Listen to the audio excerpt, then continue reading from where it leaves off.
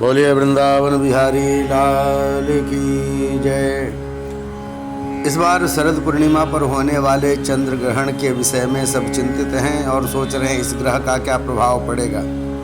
देखो, भगवान के जो भक्त होते हैं वह कभी चिंतित नहीं होते, तो चिंता तो नहीं करनी चाहिए। हाँ, यदि कुछ ऐसा ग्रह जनित कोई कष्ट घटने वाला हो तो उसका उपाय कर लेना चाहिए। सामान्यतया यह जो चंद्र ग्रहण का स्वरूप है, यह चंद्रमा के लिए कष्ट का समय है। तो इसको ध्यान करते हुए जब पूजा पाठ आदि का विधान ग्रहण के समय करना चाहिए। ग्रहण का समय जिसके लिए लोगों में बहुत सारी उत्सुकता है, रात में 1:05 से लेकर के 2:24 तक ग्रहण का समय है। 1:44 पर मोक्ष वह जो है सो मध्यकाल रहेगा। तो यह ध्यान रखिए। सूतक का समय शाम को 4:05 से प्रारंभ हो जाएगा। तो जो नियमानुसार रहने वाले व्यक्ति हैं, जो नियमानुसार रहने वाले हैं, उनको ध्यान रखना चाहिए। उसके बाद भोजन आदि पूजन आदि का क्रम नहीं चलेगा और शुद्धाशुद्धि का विचार का ख्याल करेंगे। हाँ, सभी के लिए भोजन आदि वर्जित हैं। उनको क्या करना चाहिए कि जो छोटे बच्चे हैं या जो वृद्ध हैं और जिनके स्वास्थ्य की दिक्कत होती है, उनके अलावा जो बाकी हैं वो सब सदाचार का पालन करें, आचार आदि का पालन करें। और यदि आप नियमानुसार 4:05 से पहले सब कुछ अपना कर लेते हैं, मंदिर आदि बंद हो जाएंगे और मंदिर की जितनी व्यवस्था है सब पुजारी सब बाहर आ जाएंगे। मंदिर दोबारा जो है सो ग्रहण के बाद सुबह में प्रातःकाल ब्राह्म मुहूर्त में जैसा खुलता है वैसा खुलेगा। तो इस तरह से ग्रहण की स्थिति रहेगी। जो भी ग्रह वाले हैं जैसे मेष, वृष, मिथुन, कर्क आदि, उन सब के लिए कुछ बहुत खराब नहीं है। ये अच्छा समय है। मेष वृष के लिए तो बहुत बढ़िया समय है रहेगा।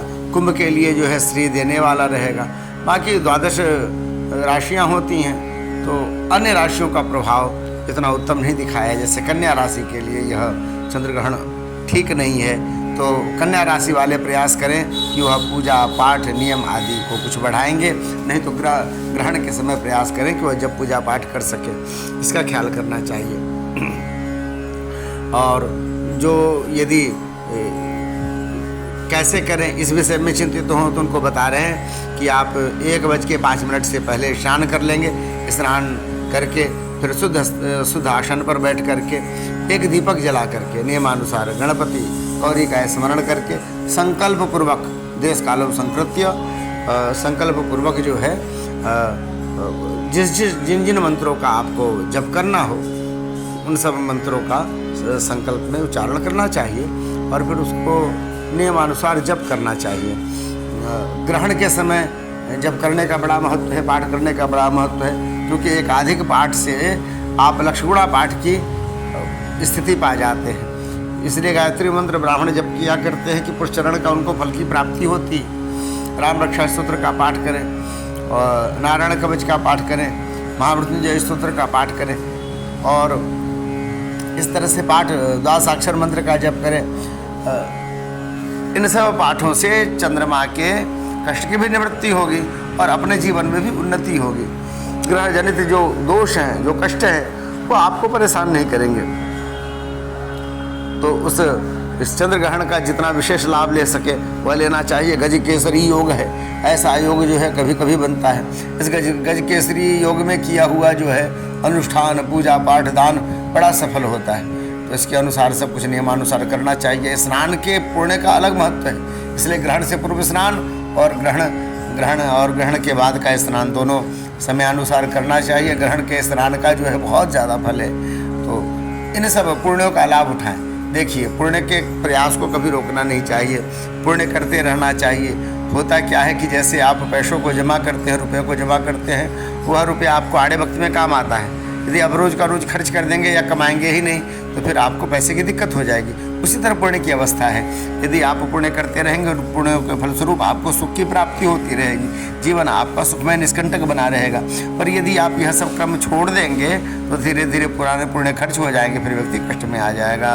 इसलिए यह जो चंद्र ग्रहण का योग बन रहा है, जिसको गजकेसरी योग कह रहे हैं, और यह अमित फल देने वाला है और बहुत समय के लिए भी नहीं है। आप 1:05 पे शुरू करेंगे और 2:45 पे समाप्त हो रहा, 2.25 घंटे के लिए आप आसन में एक आसन पर बैठ करके यदि नियमानुसार जप पूजा पाठ करते हैं, वह आपको अनगणित पुण्य देने वाला और आपकी मंत्रों की सिद्धि करने वाला होगा, जिससे आपके वह मंत्र आपके लिए फिर सिद्ध हो जाएंगे।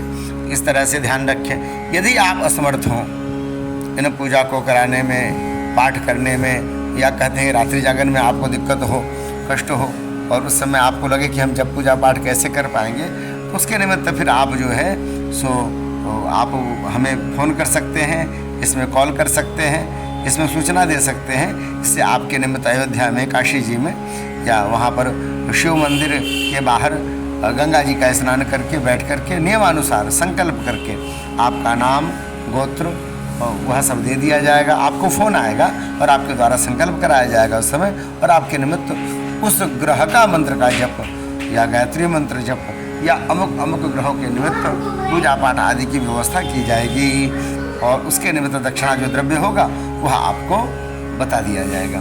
तो यह जो अच्छा समय है ग्रहण का, उसका लाभ उठाना चाहिए। फिर से आपको बता दें, ग्रहण का सूतक काल 4:05 पर है दोपहर में, 28 तारीख की रविवार को, और फिर ग्रहण का समय है 1:05 से लेकर 2:44 पर मोक्ष हो जाएगा। और उसके बाद फिर जो स्नान ध्यान करके हवन आदि करके आप निवृत्त होंगे। और एक और नियम बता दें, क्योंकि शरद पूर्णिमा है और शरद पूर्णिमा को भगवान जो है चंद्रमा के प्रकाश में आते हैं, ठाकुर जी को खीर भोग लगता है, तो